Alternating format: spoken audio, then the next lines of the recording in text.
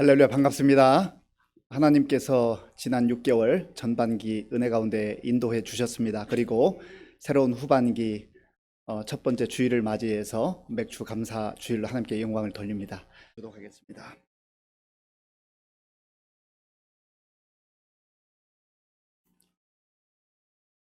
교독문은 106번입니다. 할렐루야, 우리 하나님을 찬양하는 일이 선함이요 찬송하는 일이 아름답고 마땅하도다.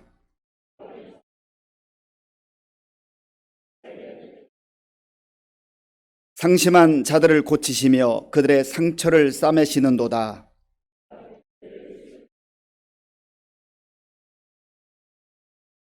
우리 주는 위대하시며 능력이 많으시며 그의 지혜가 무궁하시도다.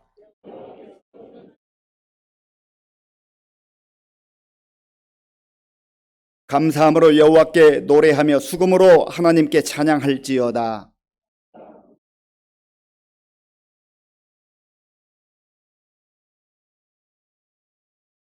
들짐승과 우는 까마귀 새끼에게 먹을 것을 주시는도다.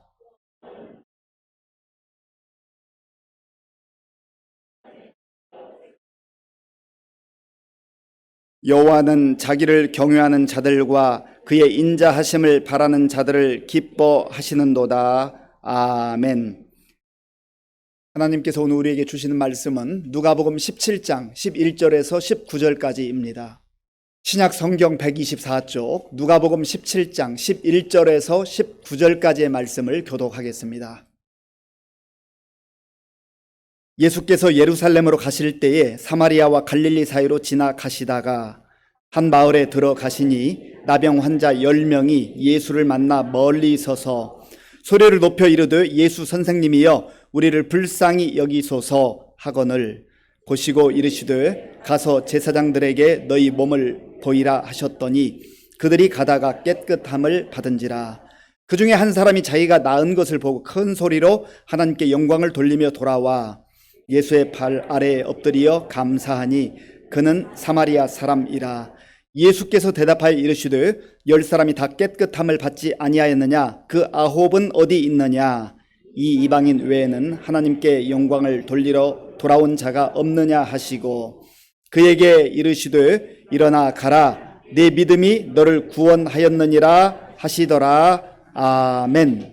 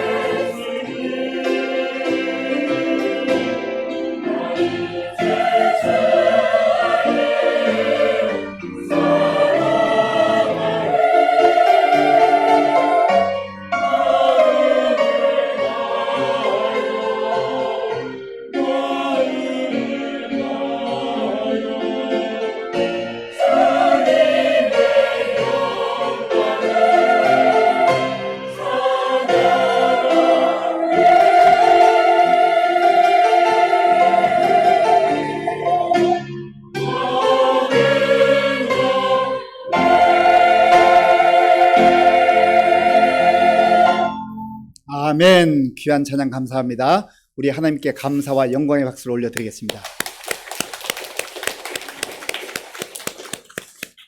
이 시간 우리 함께 인사할 때 밝은 미소로, 최고의 미소로 반갑습니다. 잘 오셨습니다. 인사하겠습니다. 반갑습니다. 잘 오셨습니다. 예, 이번에 인사할 때는 우리 교회표로 인사하겠습니다. 우리는 함께 웃고, 우리는 함께 웃고 함께 우는 성령 공동체입니다. 예, 인사를 한 번 더 하겠습니다. 이번에는 제 옆에 앉아주셔서 감사합니다. 이렇게 인사하겠습니다. 예. 한번 생각해 보세요. 누군가 내 옆에 있다고 하는 게 얼마나 고마운 일인지 감사한 일인지 알 수가 없습니다. 나 혼자 여기에서 예배를 드린다고 생각해 보면 참 쓸쓸하고 외로울 거 아니겠습니까? 물론 하나님과 독대하는 시간이니까 그 시간도 귀하겠지만, 지나간 우리 2년 반 어간에 정말 코로나가 극심해서 예배당에 나오지 못하던 시절들이 있었습니다. 그때 예배를 인도하고 설교하는데 얼마나 어색하고 낯선지 몰라요. 그래서 우리 성도님들이 함께 예배를 드릴 수 있다고 하는 것 정말 귀하고 감사한 일이죠. 집에서도 마찬가지예요. 집에서도 남편이 그 자리를 지켜주고 아내가 그 자리를 지켜주고 또 아이들이 내 옆에 있다고 하는 게 얼마나 귀하고 감사한 일인지 알 수가 없습니다. 목사님 그런 말 마세요. 원수를 넘어서 왼수예요 라고 말할지 모르겠지만, 그래도 있을 때 잘해야 됩니다. 있을 때 잘해야 돼요. 영원히, 육신적으로는 영원히 함께 있을 수 없거든요. 언젠가 떠날 때가 있어요. 그래서 있을 때 잘하자고 하는 겁니다. 내 옆에 앉아줘 있는 것, 내 옆에 있어주는 것 정말 마음에만 담아두지 말고 표현하고 감사하다고 해야 됩니다. 오늘 집에 가셔서도 꼭 좀 안 하던 거 하려면 쑥스럽고 어색하지만 그래도 내 옆에 있어줘서 너무 고맙다고 감사하다고 표현하시기 바랍니다. 오늘은 맥주 감사주일로 하나님께 예배를 드립니다. 출애굽기 23장에 보면 맥주절을 지키라, 유대인들에게 3가지 절기를 지키라고 말씀하셨습니다. 거기에서 말하는 맥주절과 오늘 한국교회에서 맥주 감사주일로 지키는 것은 시간에 약간의 간격이 있습니다. 그러나 중요한 것은 그 핵심은 감사하는 거예요. 감사하는 것. 하나님께 감사하며 사는 겁니다. 지난 전반기 6개월을 생각해 보면 그 힘들고 어려웠던 시간들 어떻게 지나올 수 있었을까 생각이 들잖아요. 그래도 우리가 아까 찬송으로 고백한 것처럼 지금까지 지내온 것 주의 크신 은혜였다. 주님의 은혜로 온 거지요. 내가 물론 노력도 하고 열심히 살았고 성실하게 산 것 있겠지만, 그러나 하나님의 은혜가 없었으면 우리가 어떻게 오늘 여기에 올 수 있었겠어요? 내 힘으로 살았다고 하는 사람은요, 감사가 없어요. 그런데 은혜의식을 가지고 하나님께서 오늘 우리의 발걸음을, 우리의 가정을, 우리 교회를 여기까지 인도해 주셨습니다라고 믿고 고백하는 사람은 감사가 넘쳐날 뿐만 아니라 기쁨이 임하는 거예요. 그리고 또한 7월 첫 주일 맥주 감사 주일로 지키면서 지난 6개월을 인도하신 그 하나님의 은혜를 기억할 뿐만 아니라 앞으로 우리가 또한 금년 남은 후반기 6개월을 어떻게 보낼 것인가, 은혜로 지켜주시고 은혜로 인도하신 그 하나님께서 우리를 은혜로 인도해 주실 것이다 하는 그런 믿음과 기대와 소망을 가지고 하나님께 영광을 돌리는 겁니다. 오늘 하나님 앞에 예배드려 나오는 우리 성도님들, 또 각 가정에서 영상으로 예배드리는 성도님들, 하나님께서 우리 가운데 베풀어 주신 은혜를 조목조목 기억하면서 감사하는 저와 여러분들이 될 수 있기를 바랍니다. 또한 앞으로의 삶 속에도 주의 풍성한 은혜가 임하여서 감사로만 살아갈 수 있는 저와 여러분들이 될 수 있기를 바랍니다. 성공하는 사람들의 7가지 습관이라고 하는 책을 쓴 유명한 스티븐 코비가 있습니다. 이 스티븐 코비가 90대 12라고 하는 법칙을 말했습니다. 90대 10.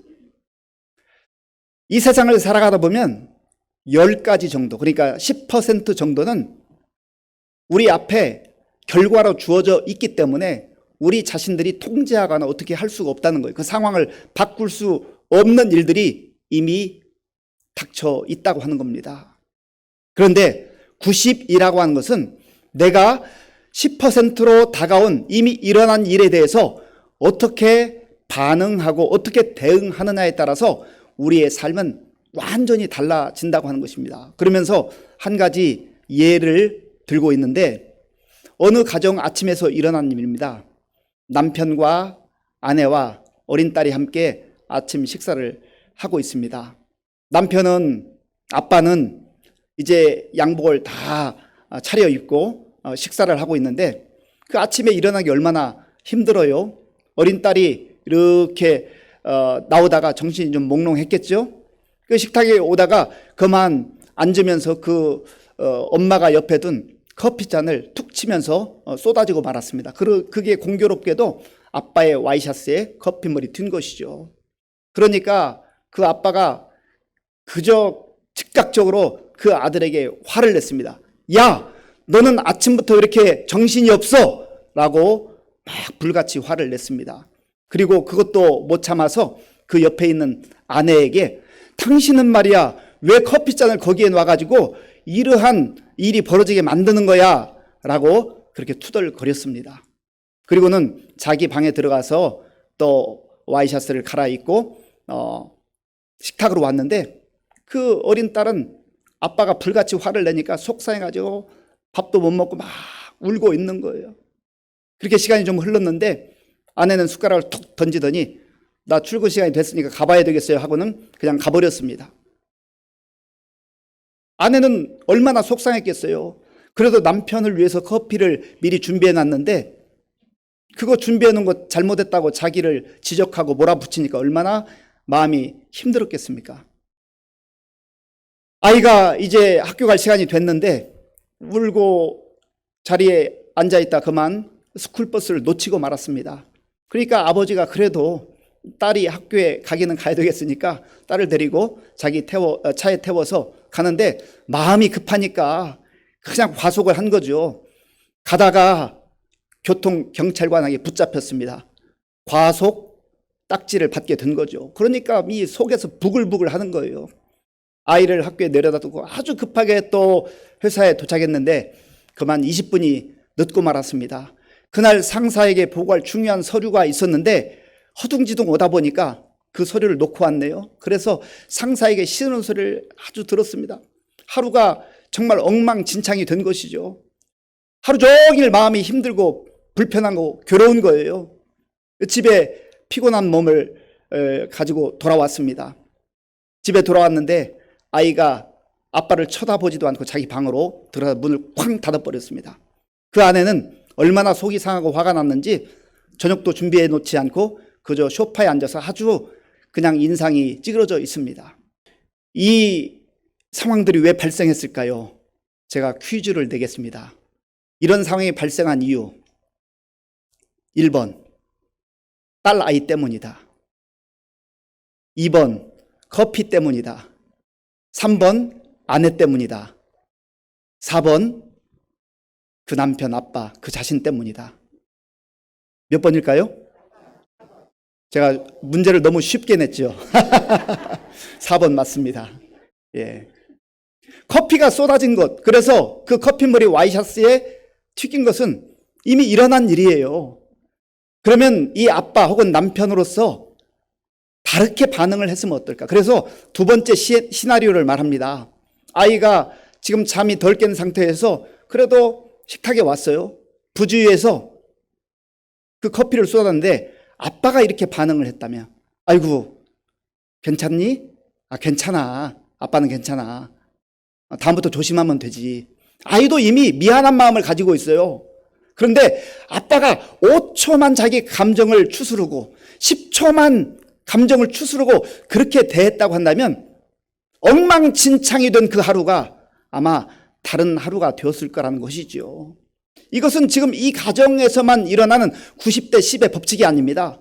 우리 일상생활 가운데서 얼마든지 일어날 수 있는 일이라는 것이죠. 오늘 본문에도 보면 예수님께서 예루살렘으로 내려가시면서 사마리아와 갈릴리 그 동네를 지나가시다가 일어난 한 사건이 기록되어 있습니다. 여기에도 90대 10의 영적 법칙이 나온 것을 보게 되는 것입니다. 자, 본문 1절 말씀, 11절 말씀을 함께 읽겠습니다. 예수께서 예루살렘으로 가실 때에 사마리아와 갈릴리 사이로 지나가시다가 아멘. 예수님은 지금 저 북쪽에서 남쪽 예루살렘을 향하여 내려가고 있는데 사마리아와 갈릴리 지역을 지나가게 됐습니다. 한 마을에 이제 들어가게 됐는데 거기에서 나병 환자 10명이 멀리 서서 예수님이 지나가는 것을 보면서 예수 선생님이여 우리를 긍휼히 여겨 주시기를 바랍니다. 우리를 긍휼히 여겨 주세요. 불쌍히 여겨 주세요. 그렇게 외쳤어요. 여러분, 이 나병 환자들은 그 동네에서 살 수 없는 사람들입니다. 그래서 저기 멀리서 아마 예수님의 그 소식을 들었겠죠. 그래서 그렇게 외쳤습니다. 예수님께서 그들에게 가서 제사장에게 너희 몸을 보이라 그렇게 말씀하셨어요. 그리고 이들이 순종해서 가는 길에 내 몸이 나았다고 하는 것을 깨닫게 됐습니다. 그리고 그 10명 가운데 한 명이 예수님께 돌아와서 하나님께 영광을 돌리며 엎드려 감사했다 했어요. 그때 예수님께서 10명이 다 고침을 받았는데 그 9명은 어디 갔느냐? 그 9명은 어디 갔느냐? 그렇게 물으셨지요. 그리고 이 돌아온 한 사람에게는 가라 내 믿음이 너를 구원했다. 그렇게 놀라운 구원의 은혜를 선포해 주셨습니다. 여러분, 오늘 본문에 등장하는 10명 이 나병 환자들이 다 고침을 받았는데 10명 중에 9명은 감사로 돌아오지 아니하고 한 명만 돌아왔다는 것이죠. 저와 여러분들은 어떨까요? 만약에 이 내용이 나의 사건이 된다면 나는 9명에 속하겠습니까? 아니면 돌아온 그리고 하나님께 예수님께 감사한 한 명이 되겠습니까? 오늘 본문 내용을 좀 더 구체적으로 살펴보기를 원합니다. 10명의 나병 환자들은 예수님을 향해서 간절하게 부르짖었습니다. 예수님을 향하여 부르짖는 그 인생 가운데 소망이 있는 것이죠. 자, 본문 12절과 13절을 함께 읽겠습니다. 한 마을에 들어가시니 나병 환자 10명이 예수를 만나 멀리 서서 소리를 높여 이르되 예수 선생님이여 우리를 불쌍히 여기소서 하거늘 아멘. 한 마을에 들어갔는데 나병 환자가 멀리 서 있었다. 사실 이 나병 환자는 옛날에는 문둥병이라 말하기도 했고 또 최근에는 한센시병이라 이렇게 말합니다. 불치병으로 여겨졌죠. 그리고 당대 사람들 생각에는 이것은 천벌을 받은 질병이라 그렇게 여겼습니다. 그러니까 이 나병 환자들은 또 전염병이기 때문에 가족 공동체에서 또 그 마을 공동체에서 함께 어우러져 살 수가 없었던 것이죠. 마을 밖에 어느 한 지역에서 격리되어 살 수밖에 없었습니다. 여러분 한번 생각해 보세요. 이 나병이라고 하는 것은 감각이 마비되는 병입니다. 그래서 뭐에 찔려도 감각이 없어요. 고통을 느끼지 못하는 거예요. 그러다가 이제 고름이 생기고 썩어 문드러지게 되는 것이죠. 어느 부위가 떨어져 나가도 그걸 느끼지 못하는 거예요. 참 비참한 병입니다. 이들이 이런 질병을 가지고 살아갈 때 얼마나 힘들었겠어요. 고통스러웠겠어요. 살고 싶었겠습니까? 가족과도 함께 살 수 없죠. 공동체에서 버림받았죠. 밖에서 살 수밖에 없는 거예요. 이들이 몸만 불편하고 몸만 힘들고 몸만 병든 게 아니죠. 이들의 마음은 얼마나 상처가 많았겠어요. 얼마나 고통이 많았겠어요. 외롭고 쓸쓸하고 정말 살 희망이 없는 절망 가운데 있는 그런 인생들 아니었겠습니까? 그런데 이들이 예수님에 대한 소식을 들었어요. 여기에 마지막 희망을 건 거죠. 예수님께서 수많은 기적을 베푸셨고 병든 자를 고치셨고 심지어 죽은 자도 살리셨다는 그 소문을 이들이 들었던 것 같습니다. 그래서 저 멀찍이서 이제 우리에게 다가온 마지막 희망일지도 모른다고 하면서 예수 선생님이여 우리를 불쌍히 여겨주시기를 원합니다. 그렇게 하소연한 거죠. 오늘 저와 여러분들의 삶을 돌아보아도 우리가 나병은 아닐지 모르지만 각자 나병과 같이 우리를 힘들게 하고 고통스럽게 하는 그런 문제들을 가지고 살아갑니다. 그래서 다 아픔이 있어요. 다 고통이 있어요. 몸의 질병들이 원치 않는 데 찾아오기도 합니다. 세월이 흘러가면서 늙기도 하고 병들기도 해요. 망가지기도 해요. 정말 힘들어요. 그런데 내 마음이 쓸쓸하고 고통스럽고 사람들이 나를 외면하는 것 같은 그런 시선을 바라보게 될 때 정말 희망이 없어 보여요. 우울증에 빠지기도 하고 정말 세상 살맛을 느끼지 못하는 것이죠. 그때 우리에게 필요한 분이 바로 예수님입니다. 예수님을 붙들고 예수님을 바라보고 예수님을 향하여서 예수님 나를 불쌍히 여겨 주시기를 원합니다. 그렇게 소리칠 수 있는 그 사람에게 희망이 있다고 하는 것이죠. 오늘 우리 성도님들 가운데도 편안할 때 모든 것이 잘 나갈 때 주님께 돌아오거나 예수 믿는 사람이 그렇게 많지 않습니다. 어찌 보면 그 처지와 형편이 이 나병 환자같이 몸도 망가지고 몸도 힘들고 몸도 질병에 시달리고 하던 일은 잘 안 되고 마음도 고통스럽고 쓸쓸하고 외로울 때 절망의 나락으로 떨어질 때 주변에서 교회 한번 가봅시다. 그래도 우리에게 소망은 예수님이에요. 예수 한번 믿어보세요. 저도 그럴 때가 있었어요. 예수님 믿고 새 힘을 얻었어요. 그러면서 우리가 예수님에 대한 소식을 듣고 예수님께 나온 것 아니겠습니까? 예수님을 만나는 그 사람, 예수님에 대한 복음의 소식을 듣는 그 사람에게 희망이 있다고 하는 것이죠. 그래서 이 나병 환자들이 부르짖는 그 소리를 듣고 예수님께서 어떻게 반응하셨습니까? 자, 본문 14절 말씀, 14절 함께 읽겠습니다. 보시고 이르시되 가서 제사장들에게 너희 몸을 보이라 하셨더니 그들이 가다가 깨끗함을 받은지라. 아멘. 보시고 이르시되, 보시고 이르시되. 예수님께서 예수님을 향하여 소리치는 그 나병 환자들의 그 목소리를 외면하지 않으셨다는 거죠. 예수님은 참 바쁘게 사셨어요. 아주 그 복음사역, 천국 복음을 증거하는 일에 얼마나 바빴는지 복음서에 보면 예수님께서 식사할 겨를도 없었다라고 하는 그런 표현도 있습니다. 수많은 사람들이 구름대같이 몰려드니까 이 사람 저 사람 돌보기에 시간이 부족했단 말이죠. 그냥 지나칠 수도 있잖아요. 지금 멀리 있잖아요. 그런데 예수님은 그들의 부르짖는 소리를 외면하지 않습니다. 보시고 말씀해 주셨어요. 가서 제사장들에게 네 몸을 보이라. 아니 무슨 이상한 말씀을 하시잖아요. 나병 환자들이 주님, 예수님 우리를 긍휼히 여겨주세요, 불쌍히 여겨주세요, 이 말은 우리 병 좀 고쳐주세요 그런 말인데, 그러면 이리 와라, 아니면 내가 가서 고쳐줄게, 이렇게 말씀하셔야 되는데 가서 제사장들에게 내 몸을 보이라 말씀하신 것이죠. 이 의미 속에는 너희들이 내 말에 순종하고 가면 너희들이 원하는 대로 치유의 놀라운 은혜가 임할 것이다 라고 하는 주님의 약속의 말씀인 겁니다. 주님의 마음이 담겨져 있는 것이지요.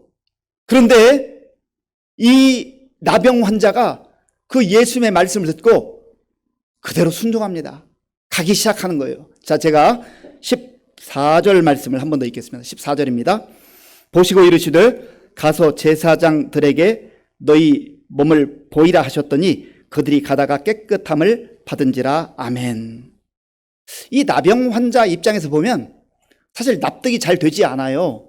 예수님, 저희가 제사장에게 갈 수 있는 것은 이 병든 몸이 나았을 때 가서 몸을 보일 수 있는데 왜 지금 우리가 나병인 상태에서 가라고 말씀하십니까? 얼마든지 합당한 이유가 있어요. 이 당시에 나병 환자들은 정말 고치기 힘들었지만 어쩌다 고침을 받아서 내가 이제 이 병에서 자유함을 얻게 되었다, 고쳤다, 고침을 받았다라고 느낄 때 제사장에 가서 확인을 해야 했습니다. 그리고 제사장이 당시 내 병은 완전히 깨끗해졌어 하면 이제 공동체로 들어올 수 있었고 가족과 함께 살 수 있었습니다. 그것이 바로 공식적 과정이었어요. 그런데 예수님은 나병 그 상태 그대로에서 가라고 말씀하신 것이죠. 나병 환자 입장에서 들어보면 말이 안 맞는 거죠. 납득하기 어려운 거예요. 자기 생각으로는 이해하기 어려운 거예요. 그럼에도 불구하고 이들이 얼마나 절박했는지 예수의 말씀을 듣고 가다가 깨끗하게 되었다라고 하는 것이죠. 여기에서 우리가 하나 생각해 볼 게 있습니다. 우리가 신앙생활 하다 보면 하나님께서 성경을 통해서 우리에게 말씀해 주실 때 우리가 다 받아들일 수 있고 다 고개를 끄덕이고 기쁘게 순종할 만한 말씀을 해주시는 적이 생각보다 많지 않습니다. 주님, 이건 말도 안 돼요. 어떻게 이런 걸 나에게 순종하라고 말씀하십니까? 내가 다른 건 몰라도 이것은 말이 안 되기 때문에 받아들일 수가 없습니다. 하나님, 이 말씀은 좋기는 좋은 것 같은데 시대에 뒤떨어졌어요. 지금 이러한 시대에 어떻게 이런 말씀을 저보고 순종하라고 하십니까? 그렇게 항변할 때가 있다는 것이죠. 하나님께서 우리에게 주시는 말씀을 듣다 보면 그 하나님의 말씀과 내 생각이 충돌할 때가 많습니다. 내 생각만 충돌되는 게 아니에요. 나의 지금까지 살아왔던 경험들, 수많은 경험들이 하나님의 말씀과 충돌을 일으킵니다. 그래서 하나님의 말씀, 내 생각, 내 경험이 그 말씀과 긴장 관계를 형성해요. 고민하게 되는 거죠. 그리고 판정을 딱 내립니다. 이건 아무래도 안 되겠어요, 하나님. 말이 안 되잖아요. 비합리적이잖아요. 다른 사람들이 나를 어떻게 보겠어요? 그런 이유들이 많습니다. 그런데 진정으로 순종한다는 것은, 하나님 말씀을 따라 산다는 것은, 하나님의 말씀에 순종해서 놀라운 능력과 기적을 경험한다고 하는 것은 내가 다 이해되기 때문에, 내가 다 납득이 되기 때문에 행하는 그것이 아니라는 거지요. 순종이라고 하는 것은 내 합리적 생각과 내 이성적 판단과 내 경험을 뛰어넘는 거예요. 말씀과 내 생각, 내 경험이 부딪힐 때 내 생각을 내려놓고 내 경험을 내려놓고 내 고집을 꺾는 거지요. 그럴 때 진정한 순종이 일어나는 겁니다. 그리고 그렇게 순종했을 때 전혀 예상치 못했던, 전혀 기대하지 못했던 하나님의 말씀이 우리의 삶 속에 생명력 있게, 능력 있게 기적으로 나타나는 것을 경험하게 된다고 하는 것이죠.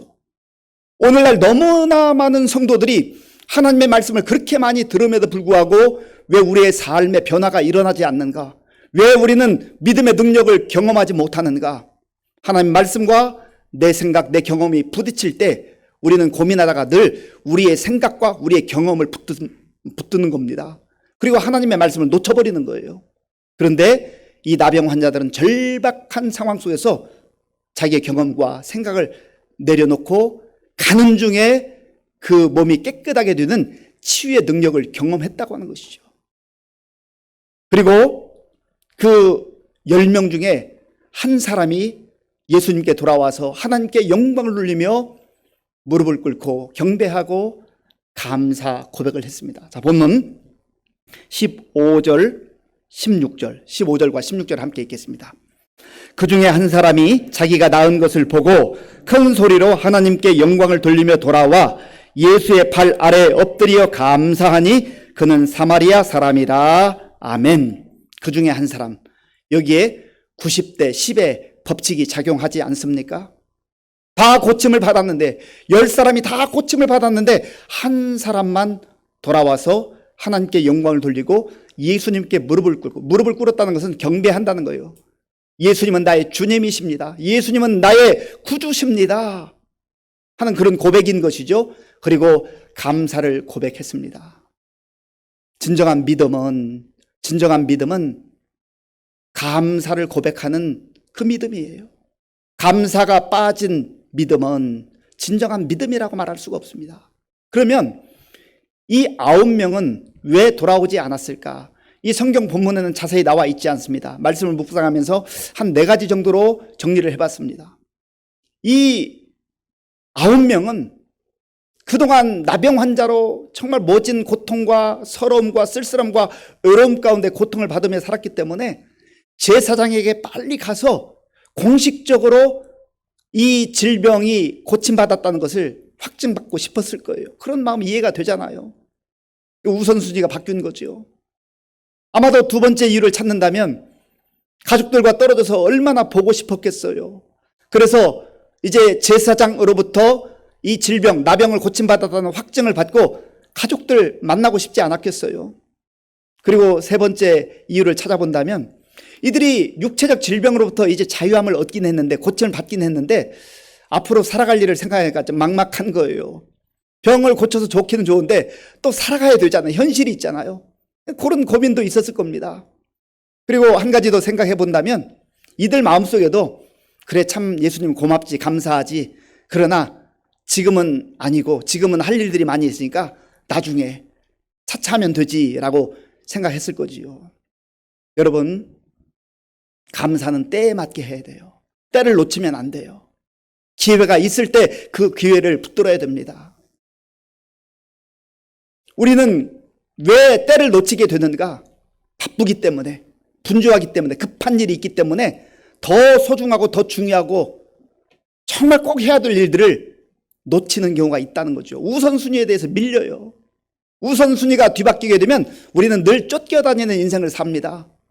그래서 차후에 할 수 있다라고 생각하는 거죠. 우리가 신앙생활을 할 때도 그래요.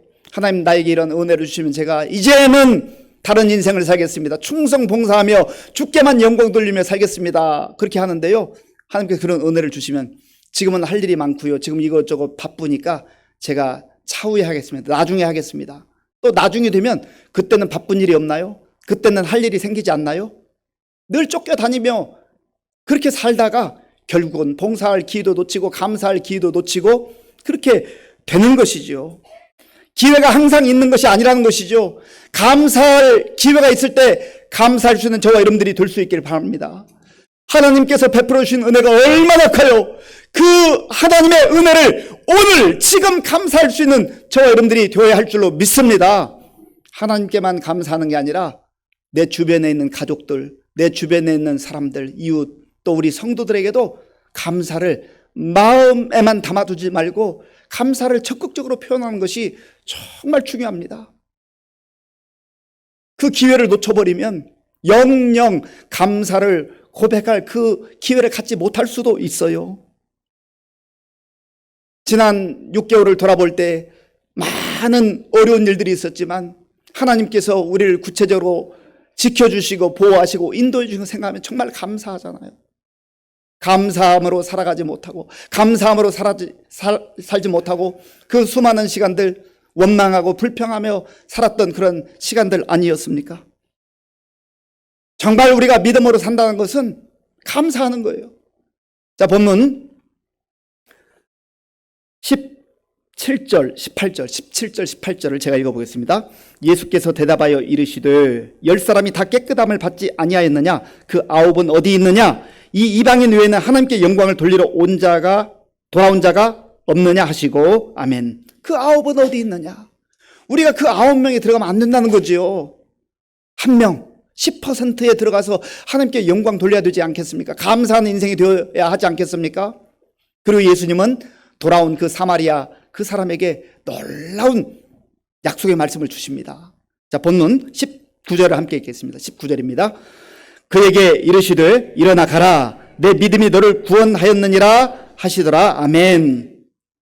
10명이 다 나병으로부터 자유함을 받았어요. 치유를 받았어요. 그런데 9명은 육체적 질병의 치유만 받았습니다. 주님께 돌아와서 감사하는 하나님께 영광 돌리는 이 사마리아 사람에게는 일어나 가라. 내 믿음이 너를 구원하였느니라. 구원의 은혜가 임한 거예요. 여러분, 육체적 질병을 치유받는 것도 감사한 일이지만 그러나 예수님은 육체적 질병만 문제만 어느 하나의 문제만 해결하기를 원하시지 않아요. 전인적 치유와 전인적 구원을 해주시기를 원하시는 것이죠. 죄로부터 완전한 구원을 허락해 주시기를 원하시는 거예요. 이 사마리아 사람에게 그런 은혜가 임했다고 하는 겁니다. 오늘 저와 여러분들도 그런 은혜를 덧입고 살아가야 되지 않겠습니까? 생활의 달인이라고 하는 TV 프로가 있습니다. 제가 가끔 보는데요. 혹시 그 프로그램을 볼 때는 유심히 봅니다. 그런데 이 생활의 달인들은 자기 분야에서 정말 그 어떤 자기 직업 또 자기가 좋아하는 것 하기 위해서 시간을 투자하고요. 열정을 투자하고 얼마나 많은 훈련을 하는지 몰라요. 대단합니다. 웬만한 사람들은요, 그거 다 가르쳐주고 이대로 한번 해보세요 해도 다 알려줘도 못할 정도로 그런 열정이 있어요. 열심이 있어요. 거저 되는 것 아닙니다. 달인이 되는 것 거저 되지 않아요. 연습하고 훈련해야 됩니다. 그런데 제가 그 프로를 볼 때마다 늘 마음에 생각해보는 게 있어요. 나는 그리스도인이고 하나님의 자녀인데 나는 믿음의 달인이 되었는가? 감사의 달인으로 살아가는가? 하나님께서는 우리 그리스도인들에게, 하나님의 자녀들에게 감사하는 삶을 살라고, 감사하는 백성으로 그렇게 살라고 말씀해 주셨는데 우리는 감사 대신에 원망과 불평을 선택하며 살아갈 때가 너무 많다는 거죠. 감사의 달인으로 살아야 되는데 원망의 달인으로, 불평의 달인으로 사는 그러한 사람들이 너무 많다는 거예요. 확률적으로 보면 90%가 그렇다는 것이죠. 하나님께서 성경 곳곳을 통하여서 감사하는 삶을 살아라 말씀하신 내용을 우리 몇 군데 살펴보겠습니다. 역대상 23장 30절 말씀, 우리 화면에 나오는데 함께 읽겠습니다. 아침과 저녁마다 서서 여호와께 감사하고 찬송하며, 아멘. 아침과 저녁마다 서서 여호와께 감사하고 찬송하며, 아침에 감사로 시작하고 감사함으로 살다가 저녁에도 감사로 마무리하는 인생, 얼마나 아름답고 복된 인생이, 축복된 인생이죠. 그런데 어떤 사람은 이와는 정반대로 짜증으로 시작하고 불평으로 시작해서 불평으로 살다가 하루를 불평과 짜증으로 마감하는 사람들이 있지요. 불행한 인생이에요. 불쌍한 인생이에요. 시편 50편 23절, 시편 50편 23절 제가 읽어보겠습니다. 감사로 제사를 드리는 자가 나를 영화롭게 하나니 그의 행위를 옳게 하는 자에게 내가 하나님의 구원을 보이리라. 아멘. 감사로 제사를 드리는 자가 나를 영화롭게 하나니, 하나님이 영화롭게 한다는 거죠. 감사하는 자가 하나님께 영광을 돌릴 수 있습니다. 요나서 2장 9절, 나는 감사하는 목소리로 주께 제사를 드리며 나의 서원을 주께 갚겠나이다. 구원은 여호와께 속하였나이다 하니라. 아멘. 나는 감사하는 목소리로 주께 제사를, 예배를 드리겠다라고 하는 고백인 거죠. 그리고 우리가 잘 아는 말씀이 있어요. 데살로니가전서 5장 18절 말씀, 우리 같이 큰 목소리 읽어보겠습니다. 범사에 감사하라. 이것이 그리스도 예수 안에서 너희를 향하신 하나님의 뜻이니라. 아멘. 범사에 감사하라. 모든 일에 감사하라. 때로는 좋은 환경, 일이 잘 되는 것, 그럴 때도 있지만 어려울 때도 있잖아요. 힘들 때도 있잖아요. 그때도 감사하라는 거예요. 그런 감사하는 인생들에게, 감사하는 사람들에게 하나님께서는 더 풍성한 감사거리들을 주시고 감사의 열매를 맺고 살아가게 하신다는 것이죠. 제가 만들어냈다고 생각하는데요, 제가 책에서 잘 보지는 못하고 이런 문구가 있습니다. 저를 한번 따라서 해보시기 바랍니다. 감사하면 불평이 사라지고, 불평하면 감사가 사라진다. 한 번 더 하겠습니다. 감사하면 불평이 사라지고, 불평하면 감사가 사라진다. 그래서 불평하기 시작하면 계속 불평의 열매들이 맺히는 거예요. 나도 짜증나고 다른 사람도 짜증나게 만들고, 그래서 힘들어지는 거예요. 그러나 감사하는 인생은 처음에는 작은 감사로 시작할지 모르지만 감사하면 불평이 사라지기 시작해요. 그래서 점점점 감사의 열매들로 풍성한 삶을 살게 되는 것입니다. 제가 바라기는 저와 여러분들이 전반기에 우리에게 베풀어 주신 하나님의 은혜를 기억하며 받은 은혜에 감사할 수 있는 우리 모두가 될 수 있길 바랍니다. 또한 후반기에는 이 말씀을 우리의 심장에 새기고 가슴에 새기고, 하나님, 저 불평의 달인 되지 말게 하시고 짜증의 달인 되지 말게 하시고 감사의 달인으로 살아가게 하여 주시옵소서.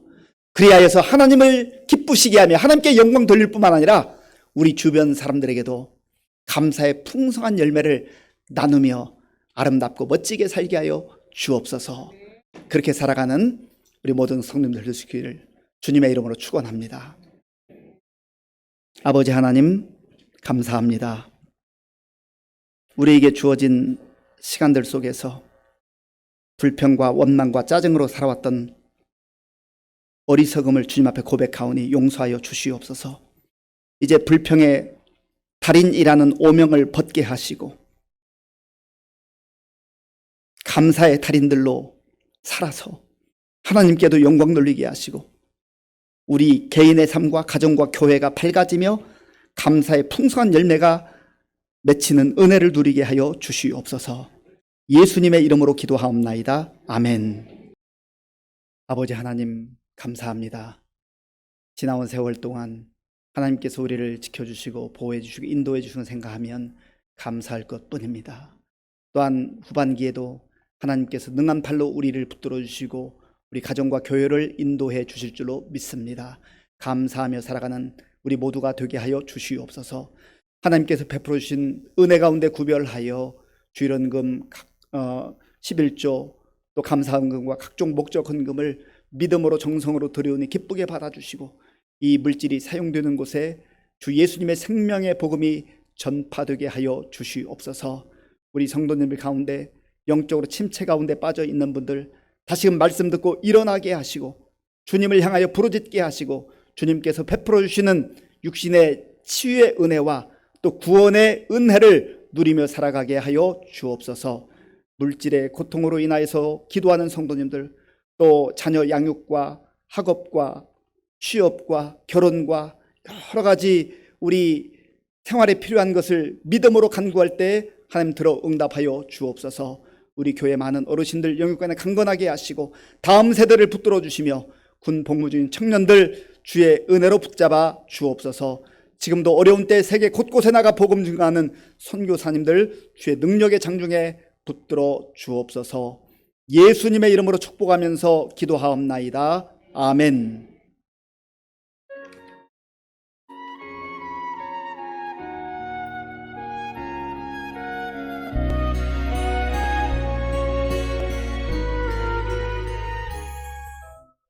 (2022년 7월 3일) 맥주감사 주일 교회 소식 전해드리겠습니다. 올해 교회 표어는 함께 웃고 함께 우는 성령 공동체입니다. 한편 1일 교회 방역하였습니다. 오늘은 맥주감사 주일로 지키고 있사오며 다음 주일인 10일에는 무예배 시 성찬식이 있습니다. 한 주간 기도로 준비하시기 바랍니다. 다음은 모임 안내입니다. 여성교 협의회 원례회가 오늘 2부 예배 후 예배 준비실에서 있습니다. 아울러 연합회 기도회는 5일 화요일 저녁 8시입니다. 안나회 원례회는 다음 주일인 10일 2부 예배 후 교육관에서 있습니다. 구역장 모임은 매주 수요일 예배 후 본당에서 있습니다. 전반기 회계 감사로 각 기관에서는 작년 11월부터 올해 4월까지의 회계 정보를 오늘까지 빠짐없이 사무실로 제출해 주시기 바랍니다. 2022년 장학생 선발을 위한 장학위원회 모임이 오늘 12시 30분 당회실에서 있습니다. 여름 특별 새벽 기도회가 내일 7월 4일 월요일부터 7월 8일 금요일까지 믿는 자의 본이 되라 라는 주제로 오전 5시 본당에서 있습니다. 용천노회 주간 중부대회가 7월 9일 토요일 충청북도 상당교회에서 개최되며 이 대회에 아동부 이혜지 어린이가 출전합니다. 많은 기도와 격려 바랍니다.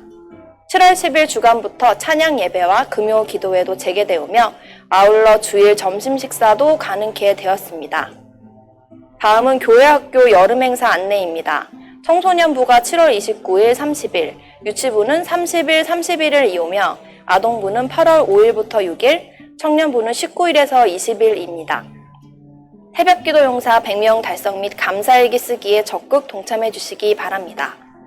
성경읽기 올해 목표 150독으로 현재 72독입니다. 7월 17일까지 시가서 통독합니다.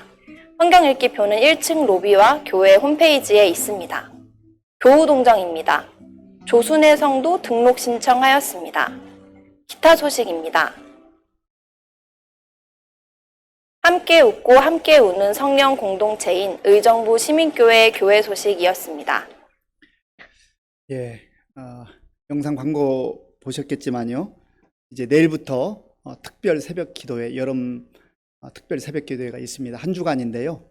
바라기는 우리 예배당에 한 40명 정도 오셔서 더 오셔도 좋지만 그렇게 기도하면 좋겠고, 각 가정에서 영상으로 한 60명 정도 참여해서 100명, 우리 새벽 기도 용사 100명이 함께 또 후반기를 기도로 준비하고 또 여름 성경학교와 수련회가 있는데 그렇게 기도해 주시면 감사하겠습니다. 그리고 다음 주에는 특별히 성찬식이 참 오랜만에 이렇게 이제 베풀어지게 되는데 주님의 성찬에 우리가 감격한 마음으로 참여하기 위해서 기도로 잘 준비하시기 바랍니다. 다음 주일부터 주일 점심 식사가 시작되는데 그 봉사자 명단이 게시판에 있습니다. 봉사하는 분들도 기쁨으로 감사함으로 잘 봉사해 주시고요. 어제 이제 우리 한 30여 명 나오셔서 또 식당 다 청소하고 정리를 했습니다. 이제 다음 주부터 식사하실 때 왜 반찬이 하나밖에 없느냐, 두 개밖에 없느냐, 그렇게 말씀하지 마시고 먹을 수 있는 것만도 감사함으로 그렇게 감사함으로 함께 좋은 교제가 있기를 바랍니다. 우리 양필순 집사님 등록하신 다음에 5주 이제 또 성경 공부 잘 하셔서 감사한데 어디 계시죠? 예, 한번 잘 정착하고 있는 박수를 한 번 더 격려하겠습니다. 네. 그리고 우봉선 성도님하고 지혜 우리 인규 또 아동부에도 잘 정착하고 있는데 오늘 남편 윤승환 성도님 오셨는데 어디 계시죠? 예, 우리 박수로 한번 환영하겠습니다. 네, 잘 오셨습니다. 네. 우리 다 함께 물된 동산 찬양하겠습니다.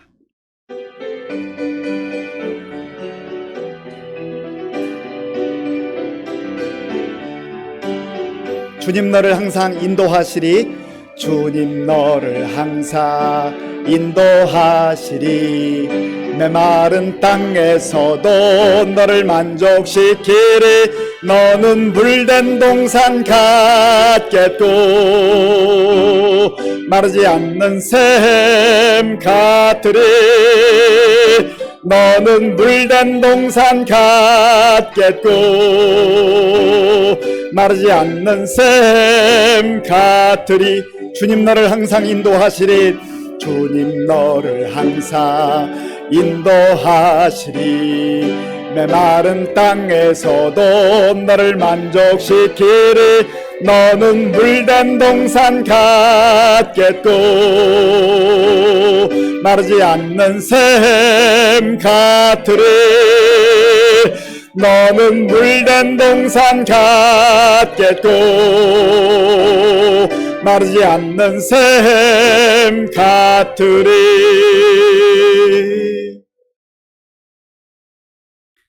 지금은 우리 주 예수 그리스도의 은혜와 우리 아버지 하나님의 크신 사랑과 성령님의 교통하심과 역사하심과 위로하심이, 예수님께서 그 9은 어디 있느냐 탄식하신 그 9명이 되지 아니하고 내 믿음이 너를 구원하였느니라 구원의 은혜를 누리며 감사했던 그 사마리아 사람처럼 감사의 달인들로 살기로 결단하는 모든 성도들 머리 위에와 저들의 가정과 자녀들과 일터 위에와 몸된 교회 위에와 우리나라와 민족 가운데 이제로부터 영원토록 함께하옵시기를 간절히 축원하옵나이다. 아멘.